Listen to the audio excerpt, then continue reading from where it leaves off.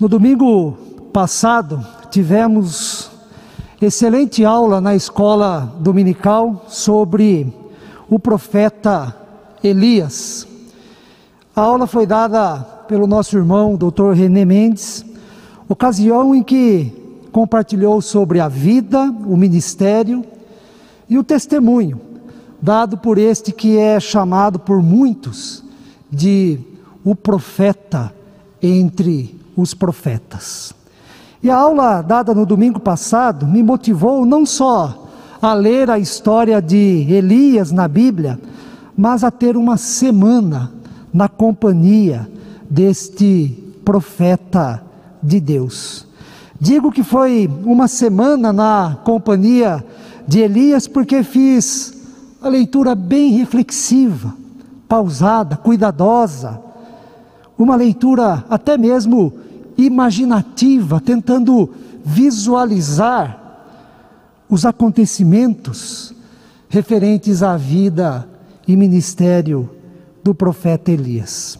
Posso dizer que foi uma semana de aprendizado, admiração e de crescimento.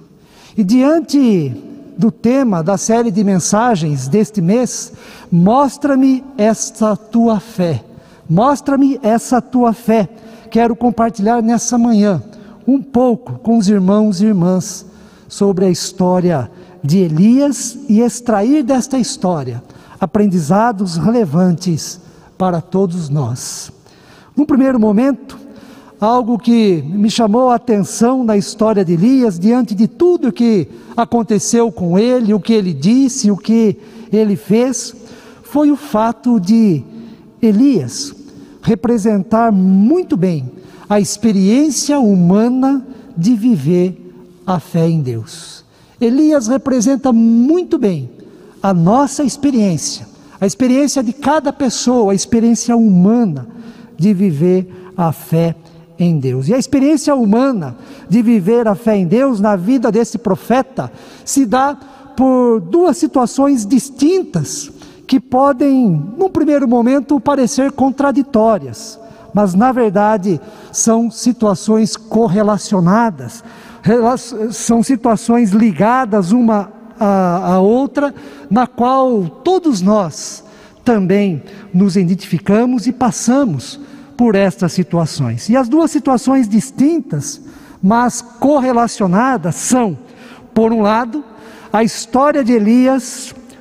Na história de Elias nós nos deparamos com os grandes feitos de Deus, realizados na vida e por meio do ministério deste profeta. E por outro lado, além dos grandes feitos de Deus, ficamos surpresos com a fragilidade humana na vivência da fé em Deus, diante das provações e das circunstâncias ameaçadoras da vida. Por um lado, os grandes feitos de Deus. Por outro, a fragilidade humana na vivência da fé em Deus. Como isto se deu? Preste atenção em alguns dos principais acontecimentos na vida de Elias. Em relação aos grandes feitos de Deus, Elias foi um profeta que viveu para servir. E em nome de Deus, ele ressuscitou um menino, multiplicou a farinha e o azeite de uma viúva que iria morrer de fome, sozinho enfrentou e venceu os 450 profetas de Baal. Foi alguém que experimentou diretamente a providência de Deus no sustento da sua vida, porque Elias chegou a ser alimentado por corvos, que lhe traziam pão e carne, e numa longa caminhada de 40 dias, Elias também foi alimentado por anjos, providência de Deus, no sustento da vida deste homem. Grandes feitos de Deus na vida de Elias. Porém, em relação à fragilidade humana na vivência da fé, temos que levar em consideração que os dias de Elias não foram fáceis. Ele viveu sob um reinado tirânico, idólatra e cruel. Como profeta, ele lutava contra o pecado num período de crise econômica, política, moral e espiritual em Israel. E como profeta de Deus, Elias foi ameaçado, perseguido, caluniado, e ele teve medo, se escondeu, perdeu a esperança, lamentou a sua vida e deu um basta ao pedir até mesmo a morte para si.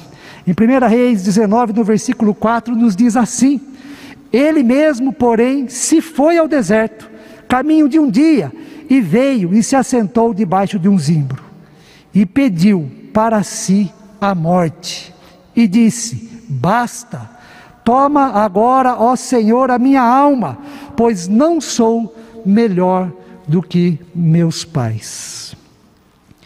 Esta é basicamente a história de Elias. Uma história marcada pelos grandes feitos de Deus, mas também marcada pelo medo, pela insegurança, pela fuga, pela tristeza, pela inconstância na vivência da fé.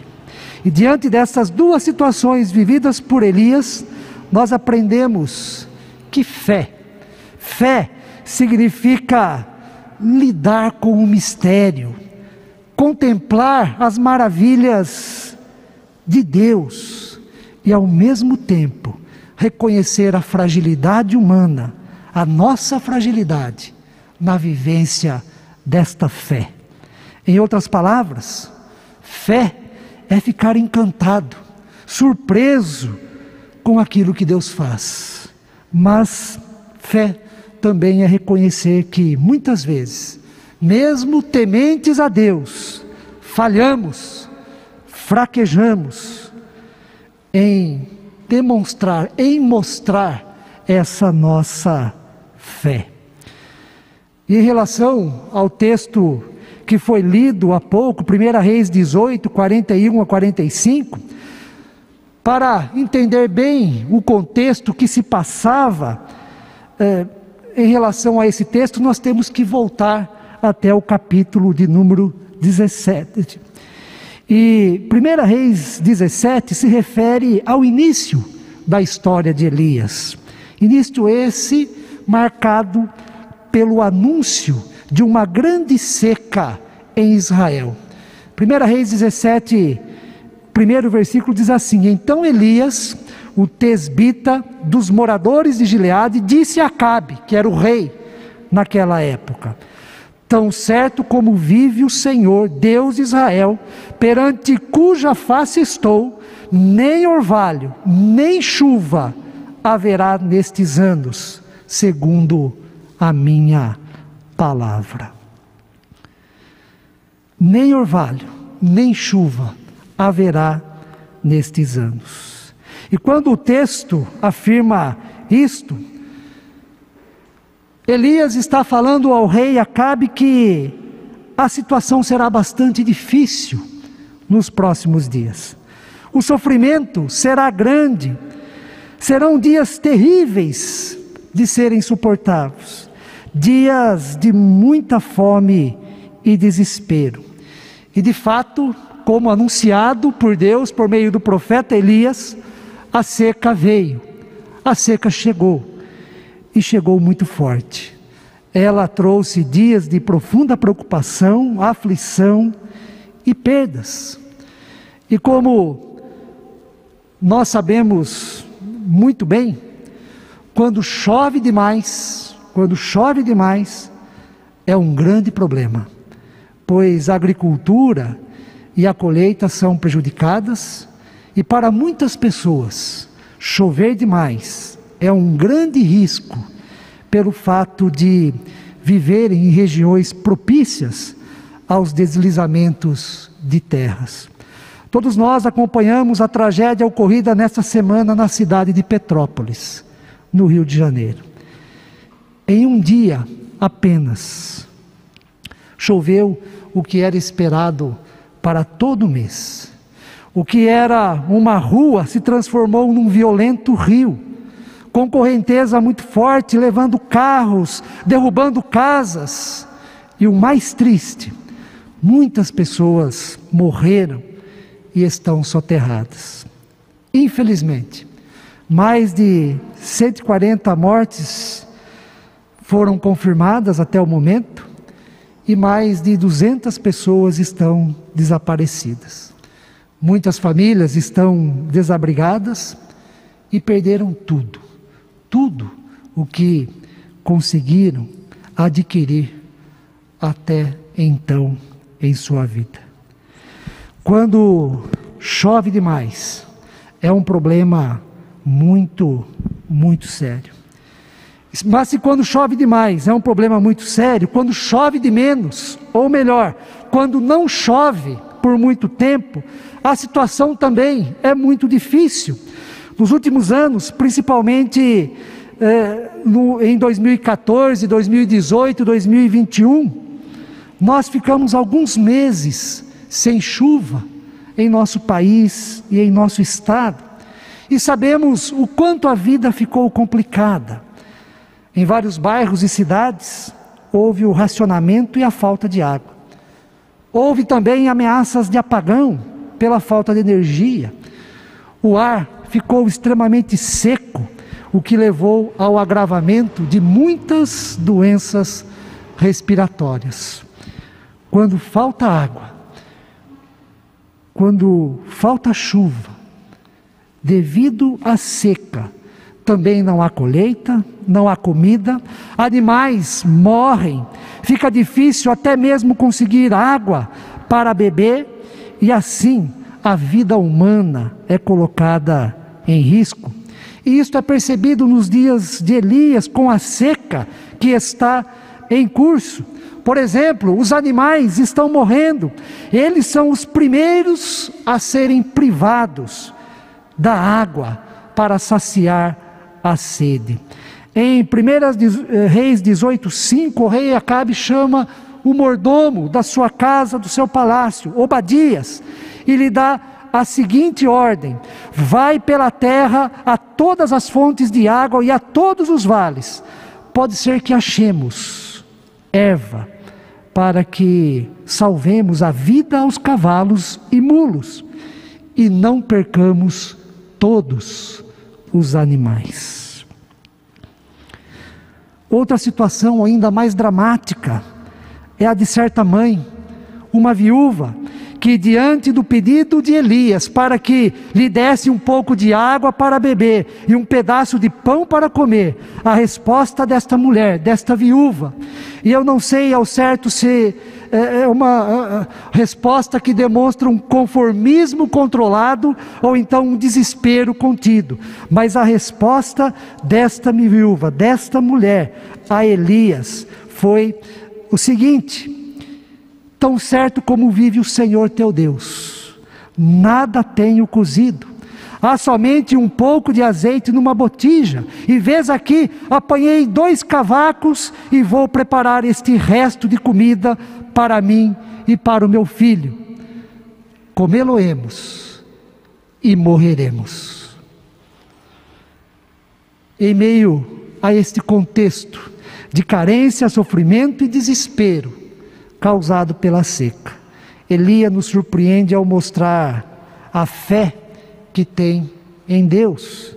E isso se dá por meio de 2 pequenas afirmações no texto em que lemos. E a primeira afirmação é quando Elias vai até o encontro do rei Acabe e diz a ele: sobe no monte, come e bebe, porque já se ouve ruído de abundante chuva. O impressionante é que não havia nenhum sinal de chuva. As nuvens não estavam carregadas. O departamento de meteorologia da época não havia anunciado chuva para os próximos dias. Nada disto aconteceu. Mas pela fé Elias ouve o que ninguém consegue ouvir. Pela fé Elias vê o que ninguém está vendo. A fé em Deus tem esse poder, esse efeito em nós, ou seja, faz com que ouçamos ou escutamos o que ninguém mais ouve, e faz com que também vemos o que ninguém consegue vê. Isso não significa que a fé nos leva ao delírio, que ela nos faz ouvir vozes do além, ou a ter alucinações ou visões absurdas. Não é isto também. Ouvir o que ninguém ouve e ver o que ninguém vê são coerentes com a definição da fé que encontramos em Hebreus 11, no capítulo 1. Ora, a fé é a certeza de coisas que se esperam e a convicção de fatos que não se veem. Certeza de coisas que se esperam, convicção de fatos que se não veem. Mas é importante destacar que a fé em Deus não é projeção daquilo que nós queremos que aconteça. Embora o que nós queremos que aconteça sempre está presente na fé que temos em Deus, e não há nenhum problema nisto. Não há nenhum problema ao, no exercício da fé, orarmos a Deus e colocarmos aquilo que nós queremos diante dele. Qualquer pessoa, no contexto de Elias, gostaria que chovesse e que acabasse aquela seca. Assim como em certas regiões e cidades do país, a vontade de muitas pessoas hoje, bem como a nossa que aqui estamos, é para que as chuvas diminuam, para que as chuvas cessem, pelo menos por um tempo, a fim das pessoas reconstruírem as suas vidas. Mas para Elias ter a coragem de afirmar: já se ouve ruído de abundante chuva, em meio à seca que estava em curso naqueles dias, algo muito importante deve ser levado em consideração. Ele estava fundamentado na palavra de Deus. Elias falou: já se ouve um grande ruído de chuva abundante, porque ele estava fundamentado na palavra de Deus. Em 1 Reis 18, no capítulo 1, diz assim: muito tempo depois, veio a palavra do Senhor a Elias no 3º ano, dizendo: vai, apresenta-te a Acabe, porque darei chuva sobre a terra. Deus já havia revelado para Elias que mandaria chuva para a terra. E no texto que nós lemos, Elias é fiel, se encontra com Acabe e diz aquilo que a palavra de Deus lhe fora revelado.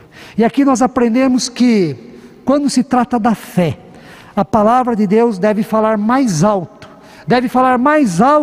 que aquilo que está determinado pelas aparências.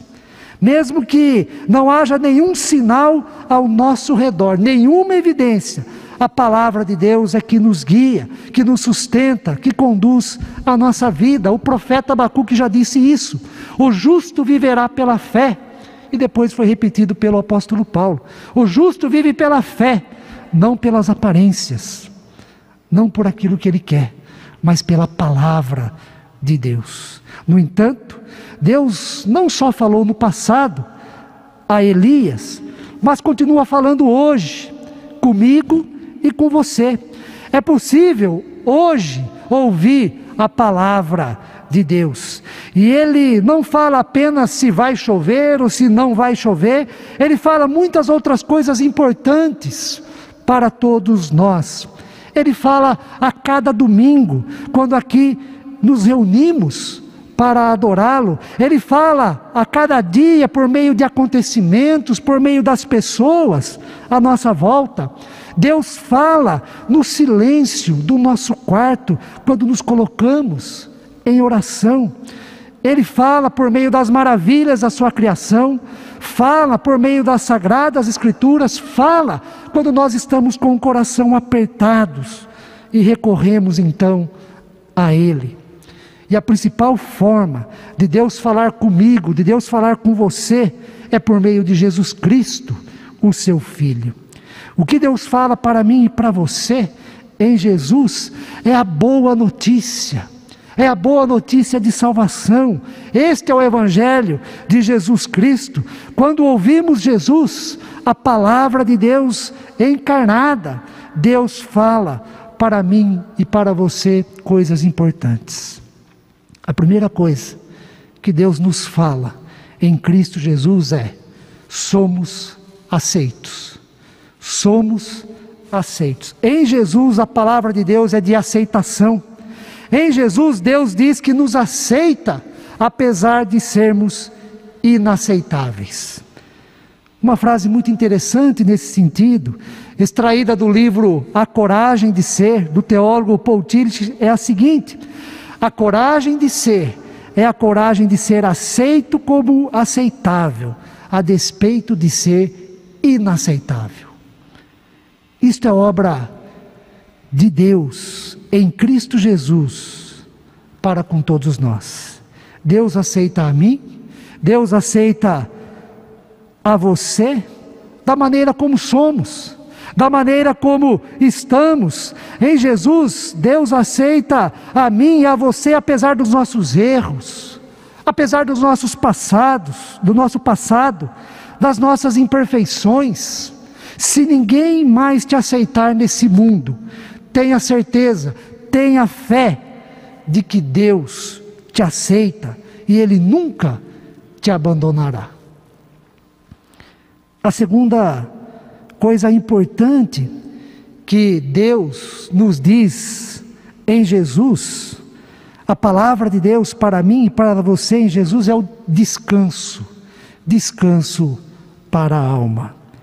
Se você está cansado, sem força, desanimado, sem esperança, como Elias mesmo esteve várias vezes na sua vida e no seu ministério, se a carga está pesada demais, e se você até mesmo já se decepcionou com Deus, com a igreja, ouça a palavra de Deus em Jesus, ao dizer: vinde a mim todos que estão cansados, sobrecarregados, e eu vos aliviarei.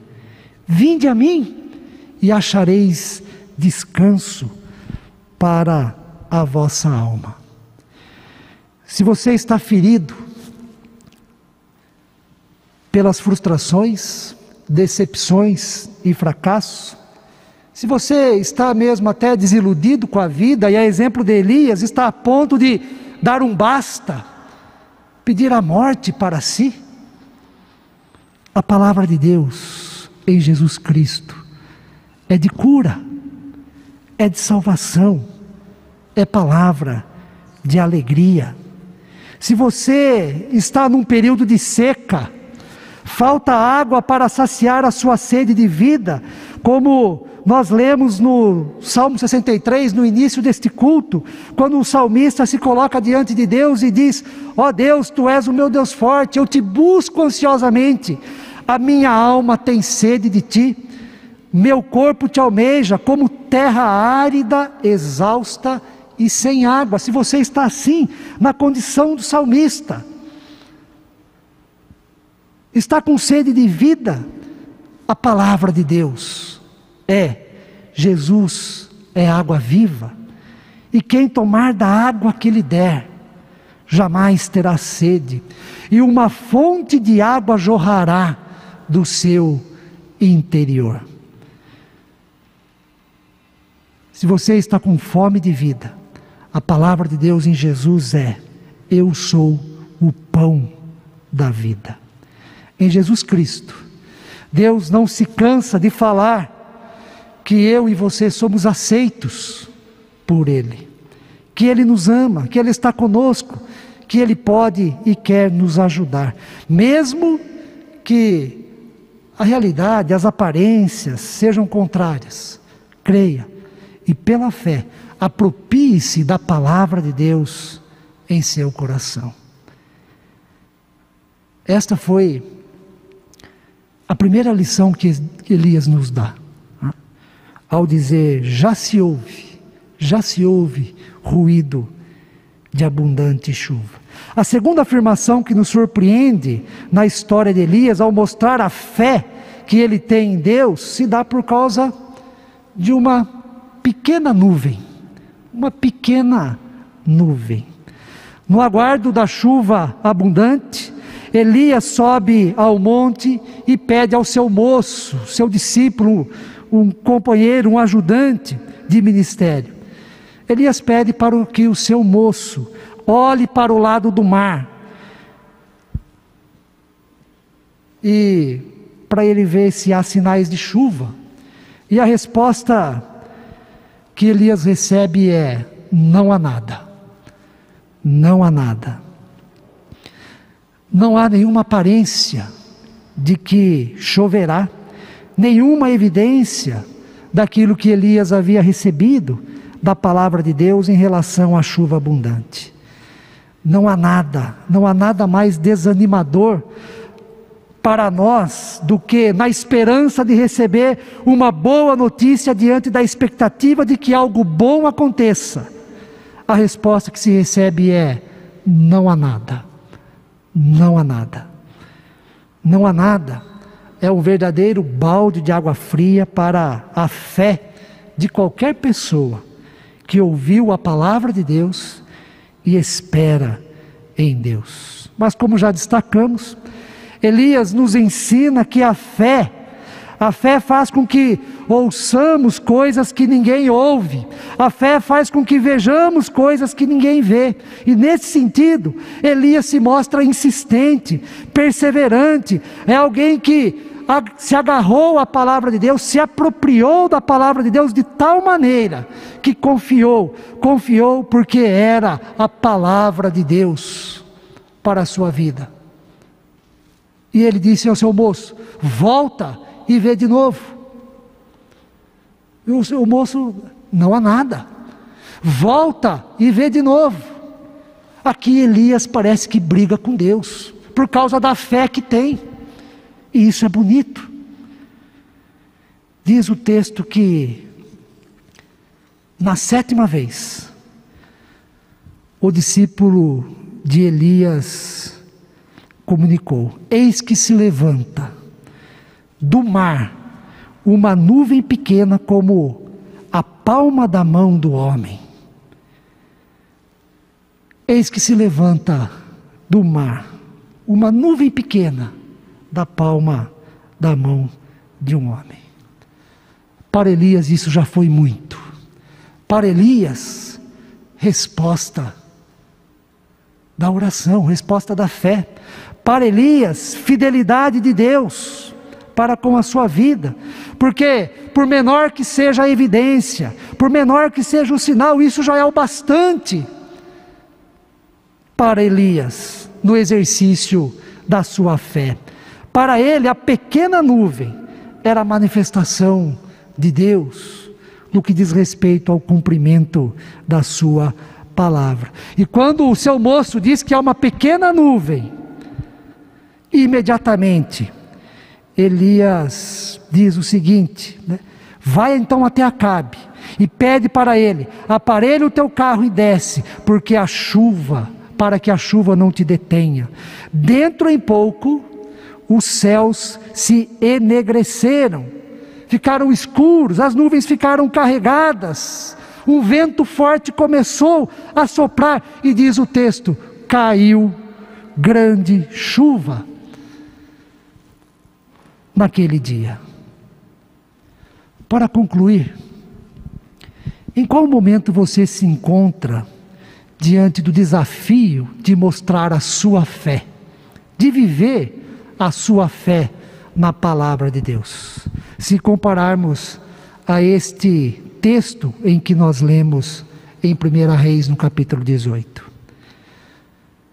O seu momento é de não há nada, não há nada.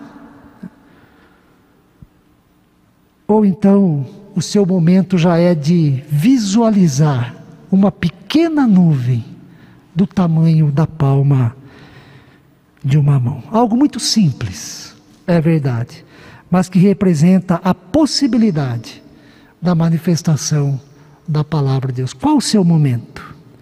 Se o seu momento for não há nada, não há nada, tenha fé na palavra de Deus, que ela poderá fazer maravilhas na sua vida. Se uma nuvem pequena já apareceu, um pequeno sinal, tenha fé para que Deus seja fiel e a palavra de Deus se torne realidade em sua vida. A pequena nuvem, assim como aconteceu com Elias, é a possibilidade do novo, do recomeço, o início de uma mudança, de uma nova fase. É algo que está chegando. Os primeiros sinais são dados daquilo que pode ser o diferente, aquilo que vai transformar o que é seco, o que é árido, o que é sem vida, numa terra úmida, produtiva e abundante. Que Deus abençoe a todos nós. Amém.